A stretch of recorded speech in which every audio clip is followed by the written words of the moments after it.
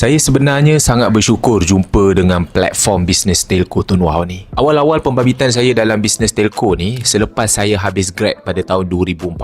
Habis je grad dekat UTM Skudai, kemudian saya terus ceburkan diri dalam bidang telco ni. Masa ni platform bisnes telco ni sangat-sangat baru. Saya rasa bisnes tu adalah bisnes telco yang pertama dekat dalam Malaysia. Dan sehingga sekarang company Tone Group ni dia dah beroperasi lebih 15 tahun dekat dalam Malaysia. Bayangkan guys, 15 tahun dia dah beroperasi, dah ada dekat dalam Malaysia ni, masih bertahan sehingga sekarang dan dah bayar lebih 600 juta ringgit kepada semua ahli-ahlinya, termasuklah saya. Bayangkan tuan-tuan dan puan-puan, selama 15 tahun dia beroperasi, tak pernah lambat pun dia bayar komisen, apatah lagi miss membayar. 15 tahun tau, lambat bayar pun tak pernah. Dahsyat. Pada saya ini dah satu pencapaian yang sangat besar dan tak ada satu telco pun yang boleh beat performance bayaran komisen yang telah dibuat oleh Tone Wah. Tone Wah juga dia kekalkan peratus bayaran dia sejak daripada dulu sampai sekarang. Peratus bayaran dia maintain sama, iaitu sehingga 26% bayaran komisen dia kepada ahli.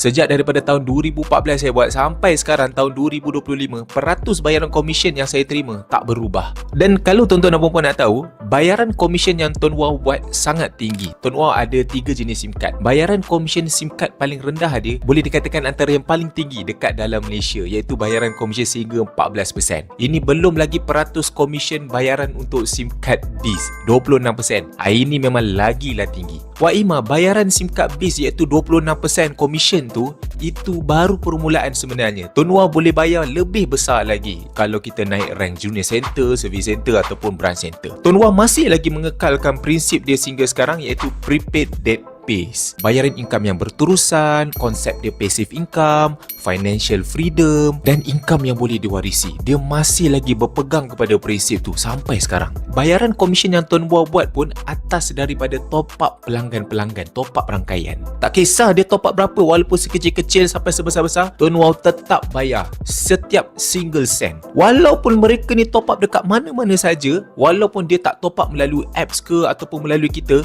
tetap dibayar komisen. Yang ini adalah benda yang paling mahal sekali dan tak semua telco mampu untuk buat. Dengan adanya kelebihan seperti ini, maka kita punya bisnes ni tak melekat dekat badan. Mereka boleh top up di mana-mana saja, kita duduk rumah, Tone Wah tetap bayar kita komisen. Dan Tone Wah ni dia bukan saja bayar komisen top up antara yang paling tinggi, tetapi bayaran income aktif juga, iaitu bonus fast track adalah yang tertinggi juga. Bayangkanlah kita daftarkan satu orang pelanggan, kita boleh dapat bonus fast track antara RM9 hingga RM50 seorang. Kalau satu orang kita dapat RM50, kalau 10 orang kita dah dapat RM500.